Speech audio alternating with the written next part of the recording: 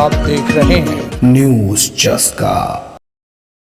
नमस्कार, आप देख रहे हैं न्यूज चस्का। मैं हूं आपके साथ निहारिका सिंह नागर। आइए नजर डालते हैं आज की बड़ी तमाम खबरों पर।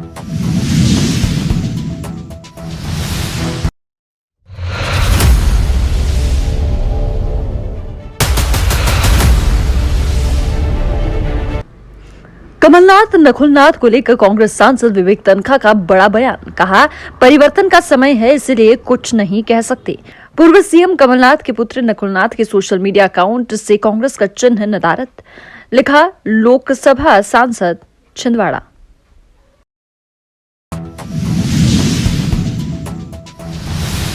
भोपाल थाना कमला नगर पुलिस ने 24 घंटे के अंदर किया अंधे कत्ल का खुलासा। राजधानी भोपाल में एक बार फिर रिश्तों को किया तार-तार। बेटा ही निकला मां का हत्यारा, मां के ही दुपट्टे से गला दबाकर की हत्या। एक तरफा प्रेम प्रसंग के चलते की मां की हत्या। आरोपी पूर्व में भी मां से कर चुका है विवाद, जिसके चलते की गई हत्या। मुखबिर तंत्र विकसित करते हुए 24 घंटे के अंदर अंधे कत्ल का खुलासा कर आरोपी को गिरफ्तार किया। पीएम रिपोर्ट के आधार पर अज्ञात आरोपी के विरुद्ध अपराध क्रमांक 76/24 धारा 302 भादवी का पंजीबद्ध कर विवेचना में लिया गया। थाना कमला नगर में 15 फरवरी के कोई एक रिपोर्ट की गई थी कि एक मृतका की मृत्यु हो गई, एक महिला की मृत्यु हो गई है। उसके आधार पर मर्ग कायम किया गया। मर्ग कायम करने के आधार पर जब उसकी जांच की गई तो उसके चेहरे पर कुछ चोट के निशान थे। चोट के निशान के बाद कुछ थोड़ा संदिग्ध स्थिति में हमें उसकी मृत्यु प्रतीत हुई, जिसके बाद जब जांच की गई और लोगों से सख्ती से पूछताछ की गई तो उसका बेटा ही उसका हत्यारा निकला। जिसके बाद में उसे हिकमत अमली से पूछताछ की गई। पहले तो उसके द्वारा घुमाने का प्रयास किया गया कि उसके द्वारा मृत्यु कारित नहीं की गई है। अंततः पुलिस इसमें सफल रही और 24 घंटे के अंदर इस हत्या का खुलासा कर दिया। उसमें फिर उसके बेटे को गिरफ्तार करके न्यायालय पेश कर दिया गया।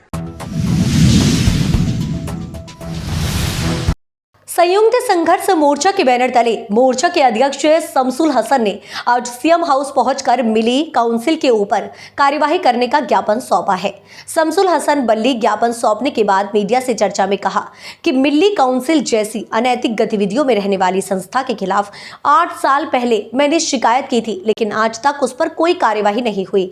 शमसुल हसन का आरोप है कि मिली काउंसिल ऐसी संस्था है जो इकबाल मैदान में मंच लगाकर देश विरोधी गतिविधियों की बात करती है। उसके साथ भोपाल मध्य से विधायक आरिफ मसूद जैसे लोग इसमें संलिप्त हैं, जो भोपाल की गंगा जमुनी तहजीब को खराब कर लेते हैं। इसी को लेकर आज हमने सीएम हाउस में ज्ञापन सौंपा है।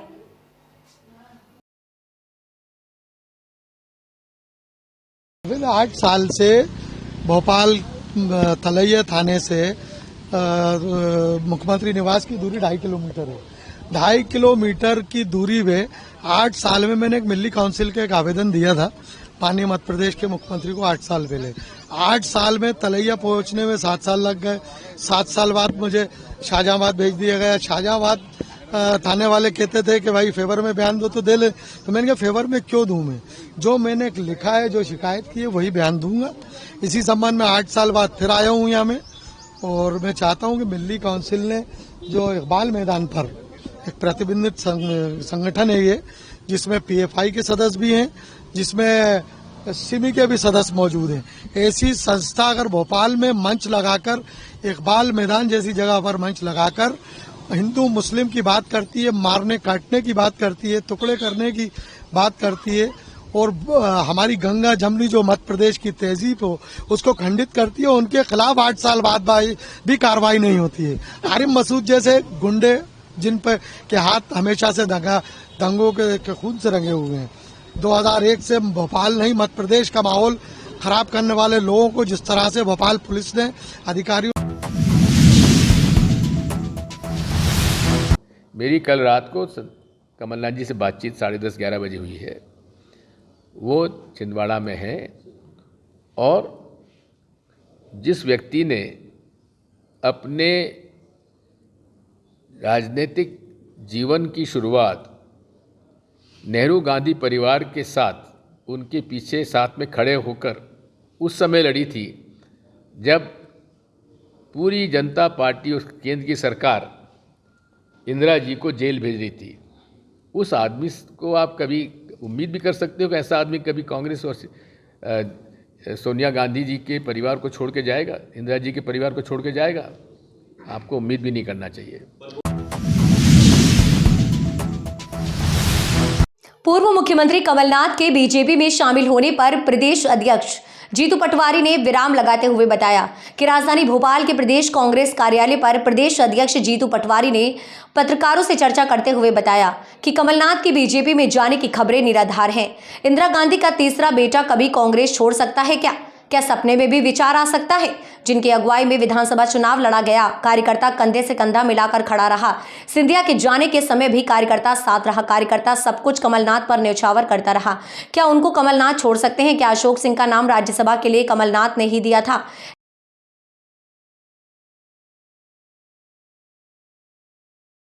जी को लेकर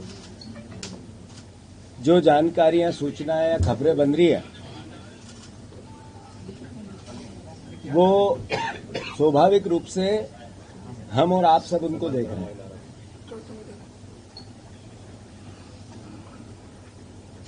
सत्तर के दशक में दो भाइयों की जोड़ी बहुत फेमस हुई थी। उसमें एक